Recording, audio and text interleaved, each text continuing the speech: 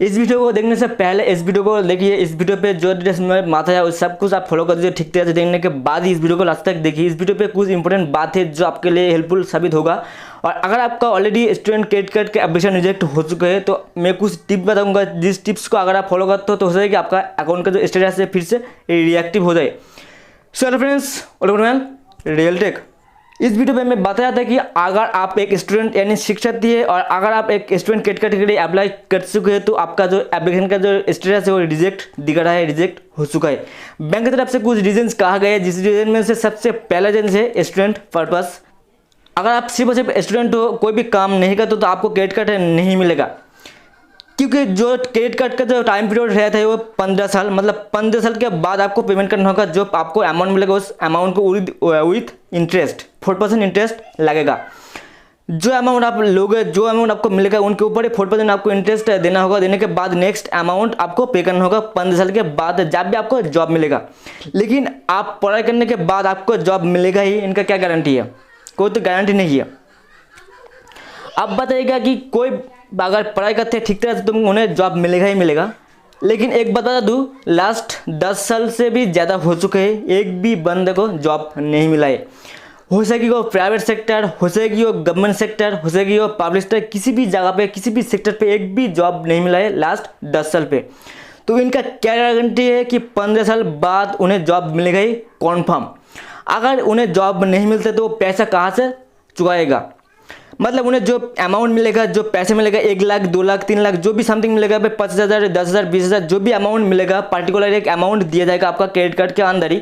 वो जो अमाउंट आपको मिलेगा, अगर आपको जॉब नहीं मिलते 15 साल के बाद भी तो आप उस अमाउंट को कैसे चुकाओगे? चुका नहीं सकते, क्योंकि गवर्नमेंट की तरफ से एक कहा गया है क्लियरली कि जब भी आपको जॉब मिलेगा तब भी आप चुका सकते हो, लेकिन 15 साल के बाद, उससे पहले नहीं।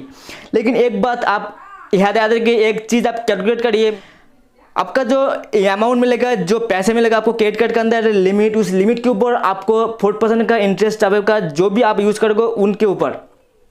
मतलब अगर आपको 1 लाख का एक लिमिट मिलता है कुछ क्रेडिट कार्ड के अंदर, अगर आप 1 लाख रुपये से खर्च कर देते हो टोटल 3 साल या 5 साल पे, 10 साल पे, 15 साल पे जो भी समथिंग हो, अगर आप खर्च कर देते हो तो जो पैसा आप खर्च करोगे उनके ऊपर 4% का पर एनम इंटरेस्ट लगेगा।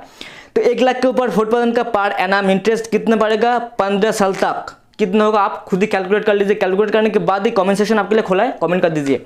मतलब अगर आपको 1 लाख रुपये दिया था एज ए क्रेडिट लिमिट आपका क्रेडिट कार्ड के अंदर, तो 15 साल के बाद देखा जाएगा कि आपका सर पे 1.5 लाख से 2 लाख रुपीज़ का एक ऋण है, मतलब कुछ लोन है।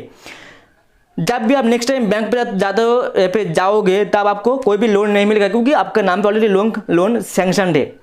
15 साल बाद जब भी आप कोई भी पैसा चुका नहीं सकते तब आपका नाम पे वो लोन हो जाएगा। तब उनका जो लोन का जो मिनिमम जो इंटरेस्ट रेट है 10.75% या फिर जो 11% जो इंटरेस्ट रेट रहते हैं नॉर्मली रेगुलर लोन्स पे, वो इंटरेस्ट सब आ जाएगा। मतलब पूरा ऑल ओवर कैलकुलेशन के बाद देखा जाएगा कि 15 साल के बाद आपका सर पे 1.5 से 2 लाख रुपीज़ का एक लोन है। तो कैसे आप चुकाओगे अगर आपको जॉब नहीं मिलता है तो? इसीलिए इसी रीजन के दौरान बैंक आपका एप्लीकेशन रिजेक्ट कर रहे हैं। और बैंक की तरफ से कहा गया है कि अगर आप सिर्फ एजुकेशन पर्पस के लिए ही लोन अप्लाई कर रहे हो तो आपको नहीं मिलेगा। अगर आप कोई भी काम करते हो, कोई भी जॉब है, कोई भी काम करते हो ऐसा जहाँ से आपको कुछ इनकम मिलते हैं पर्टिकुलर महीने पे, तो आपको मिल जाएगा क्रेडिट कार्ड। उन पर कोई भी इशू नहीं होगा, बैंक अप्रूव कर देगा। इनका कोई भी जो इनकम है, इनकम का कोई भी तो ऐसा कुछ लिमिट नहीं है, लेकिन मिनिमम का एक अमाउंट पकड़ा जाता है जो है 20 से 30,000 रुपीज़ से स्टार्टिंग है। और उनके ऊपर जितना भी आप कर सकते हो कोई भी प्रॉब्लम नहीं होगा, कोई भी इशू नहीं होगा, क्योंकि अगर आप कोई भी काम करते हो तो ही आप जो बैंक का जो लोन है वो चुका सकते हो। अगर कोई भी काम नहीं करते हो तो नहीं चुका सकते। सिर्फ और सिर्फ एजुकेशन के ऊपर डिपेंड कर आप लोन नहीं दे सकते, लोन अप्रूव नहीं होगा। और एक चीज़ कहा गया है कि बैंक की तरफ से जो आपका क्रेडिट स्कोर है, जो अप्लाई कर रहे हो स्टूडेंट क्रेडिट कार्ड के लिए, उनका जो क्रेडिट स्कोर है बहुत ही खराब है, बहुत ही डाउन है। अगर आपका क्रेडिट स्कोर डाउन है बहुत ही ज़्यादा, तो आपको एक अप्रूवल नहीं मिलेगा। आपका जो क्रेडिट कार्ड जो एप्लीकेशन है, एप्लीकेशन रिजेक्ट हो जाएगा, क्योंकि एप्लीकेशन जो मेन बैंक का जो सिस्टम है सिविल स्कोर या फिर क्रेडिट स्कोर। अगर आपका क्रेडिट स्कोर अच्छा है तो आपको मिलेगा, अगर नहीं है तो नहीं मिलेगा।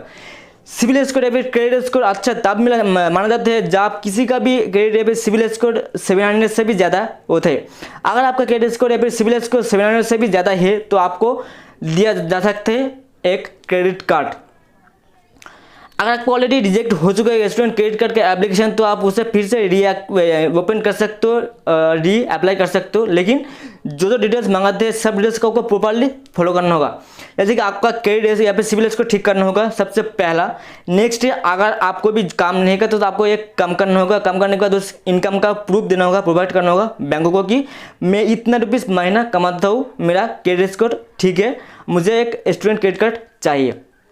जब भी बैंक कोई भी लोन सैंक्शन करेगा तब तो बैंक तो ये तो देखेगा कि वो जो बंदा जिसे वो लोन प्रोवाइड करे वो उस पैसे को चुका पाएगा या फिर नहीं इन फ्यूचर।